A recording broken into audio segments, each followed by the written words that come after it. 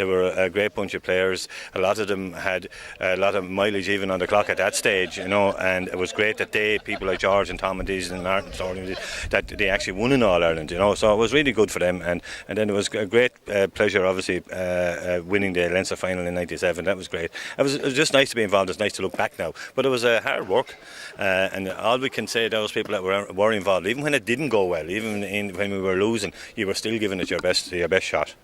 Looking at Wexford teams over the year, I just feel a couple of years in particular particularly poor. 1990 when Dublin beat us, and I feel in '95, the year before he's won the All Ireland, for me as a spectator, I thought it was a particularly bad display by Wexford. They were beaten by Offaly.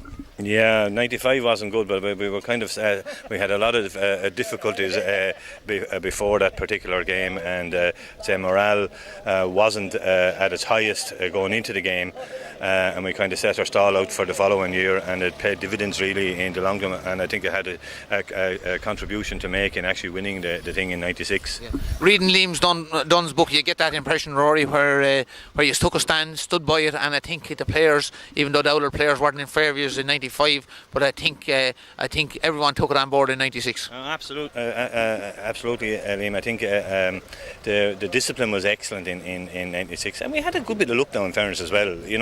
It wasn't all plain sailing, and it wasn't all rosy in the garden. People kind of look back and think it was great, and it was great. But we did have a fair share of luck, particularly in the semi-final against Galway.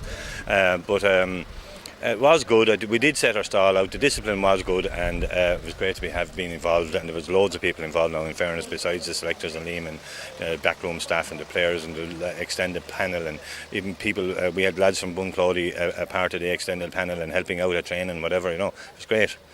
Rory, in the GAA circle, we don't have another on the back very often, but in GAA circles very much. But from me to Rory, from the GAA club here in Bunclody to Rory, from Wexford Gales to Rory, a very big thank you.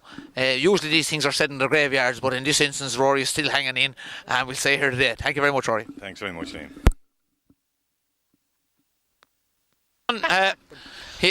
John is not used to being interviewed, so if he's a bit giddy or anything, you'll excuse him. Right. John, a long and distinguished playing career with Halfway House Bunclody, as demonstrated in the book. The book could only be 100 pages long, so we had to cut it short and sweet. So you might just think, reading the book, that he only hung in for a while. But John, long established player with club and county, winner of 2 senior football medals, the last one a few months after we opened the pitch in '85, which John led us to victory in Wexford Park.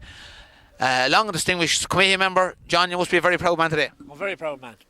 It's great to see the new pitches open, and it's great for the youth of Bunclody, and I hope to have lots of enjoyment out of it. Hard to stop John from talking fully up. Thanks, John. Good luck.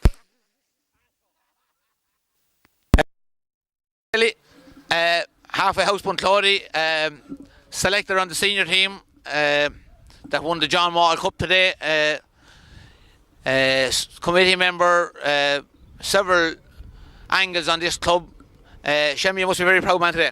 Yeah, it's just a great facility.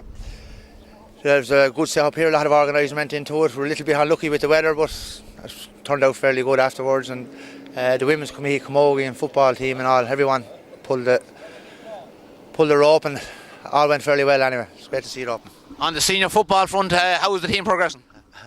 With hay around September. Well, we're looking for a prelim.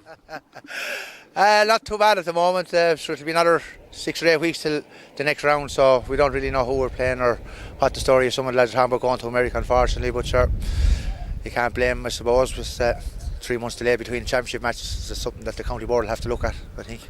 This going to America is something we've lived with for the last 25 years. Nothing new. Who's proposing to go to America?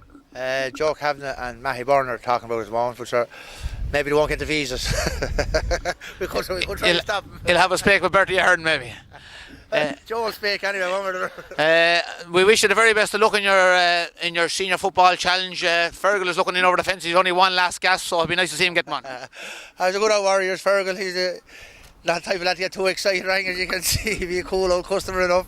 He's been there for a good few years, and it's great to have a couple of experienced heads like himself and Colin Keogh and Big Mick and the boys knocking around. And it'd be great to see them as win one senior football title. Well, to get to a final would be great for them, but when you get there, you want to be winning as well. Please God. Thank you very much. All of it.